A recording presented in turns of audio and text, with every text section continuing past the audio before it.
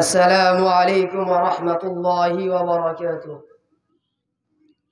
نحمده ونصلي على رسوله الكريم. أما بعد، فأعوذ بالله من الشيطان الرجيم. بسم الله الرحمن الرحيم. وبالوالدين إحسانا وبذي القربى واليتامى والمساكين والجار ذي القربى والجار الجنب والصاحب بالجنب وابن السبيل ওয়ামা মালাকাত আইমানুকুম।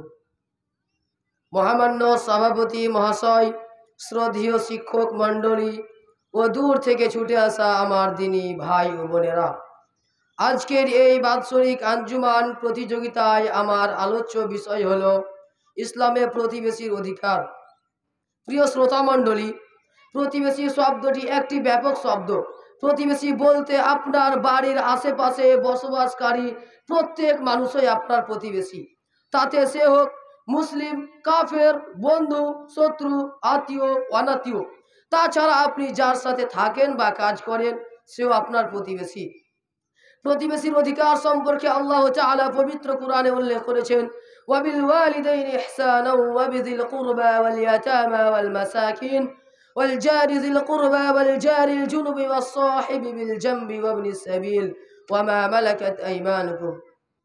এবং পিতামাতার প্রতি ইহসান, আত্মীয় স্বজন, এতিম, অভাবগ্রস্ত, নিকট প্রতিবেশী, দূর প্রতিবেশী, সঙ্গী সাথী, মুসাফির ও তোমাদের দাস দাসীদের সাথে ভালো ব্যবহার করো। এবং হাদিসে প্রতিবেশীকে সর্বোচ্চ গুরুত্ব দেওয়া হয়েছে। রাসূলুল্লাহ সাল্লাল্লাহু আলাইহি ওয়াসাল্লাম বলেছেন, মা কানা ইউমিনু বিল্লাহি ওয়াল ইয়াউমিল আখির ফালা ইউযি জারাহ। যে আল্লাহ ও আখিরাতের প্রতি ঈমান রাখে সে যেন প্রতিবেশীকে কষ্ট না দেয়। প্রতিবেশী সম্পর্কের দিক দিয়ে যত বেশি নিকটের হবে তাদের অধিকার ততই বেশি হবে। আয়েশা রাদিয়াল্লাহু আনহা একদিন রাসূল সাল্লাল্লাহু আলাইহি ওয়াসাল্লামকে জিজ্ঞাসা করলেন, আমার দুইজন প্রতিবেশী আছে, তাদের কাকে আমি হাদিয়া দেব? রাসূল সাল্লাল্লাহু আলাইহি ওয়াসাল্লাম বললেন, ইলা আকরাবিহিমা মিনকা বাবা।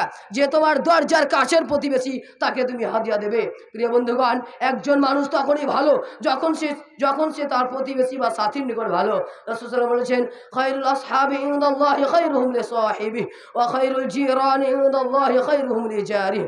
যে নিজ সাথীর নিকট উত্তম সে আল্লাহর নিকট সর্বোত্তম সাথী, এবং যে নিজ প্রতিবেশীর দৃষ্টিতে ভালো প্রতিবেশী সে আল্লাহর নিকট সর্বোত্তম প্রতিবেশী। এবং অন্য জায়গায় রাসূল সাল্লাল্লাহু আলাইহি ওয়াসাল্লাম বলেছেন, লা ইয়াদখুলুল জান্নাতা মান লা ইয়ামানু জারুহু বাওয়াইকাহ। যে ব্যক্তির ক্ষতি থেকে তার প্রতিবেশী নিরাপদ নয় সে ব্যক্তি জান্নাতে প্রবেশ করবে না। শ্রোতা মণ্ডলী, প্রতিবেশীর কষ্ট সহ্য করা এটি একটি উন্নত চরিত্র ও বড় মাপের আখলাক। আল্লাহ তাআলা বলেন, ওয়ালামা সাবারা ওয়া গাফারা ইন্না যালিকা লামিন আসমিল উমুর। অবশ্যই যে সবর করে এবং ক্ষমা করে নিশ্চয়ই এটা সাহসিকতার কাজ। এবং হাসান বসরি রাহিমাহুল্লাহ বলেন, লাইসা হুসনুল জিওয়ারি কাফাল আযা ওয়ালাকিন হুসনুল জিওয়ারি আস-সাবরু আলাল আযা। প্রতিবেশীর সাথে ভালো ব্যবহার, তাকে কষ্ট দেওয়া হতে বিরত থাকা নয়, তার কষ্ট সহ্য করা হলো তার সাথে ভালো ব্যবহার। সুপ্রিয় বন্ধুগণ, একজন ইমানদারের পরিচয় এই যে সে তার প্রতিবেশীর খোঁজ খবর রাখবে।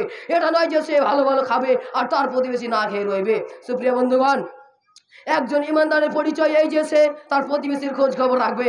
এটা নয় যে সে ভালো ভালো খাবে আর তার প্রতিবেশী না খেয়ে রইবে। রাসূল সাল্লাল্লাহু আলাইহি ওয়াসাল্লাম বলেছেন, লাইসাল মুমিনুল্লাযী ইয়াশবাউ ওয়া জারুহু জায়উন।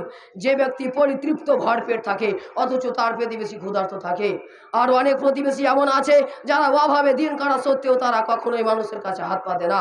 কুরআনে এদের সম্পর্কে বলা হয়েছে, ইয়াহসাবুহুমুল জাহিলু আগনিয়া মিনাত তাআফফুফ তা'রিফুহুম বিসীমাহুম লা ইয়াসআলুনা আন-নাসা ইলহাফা।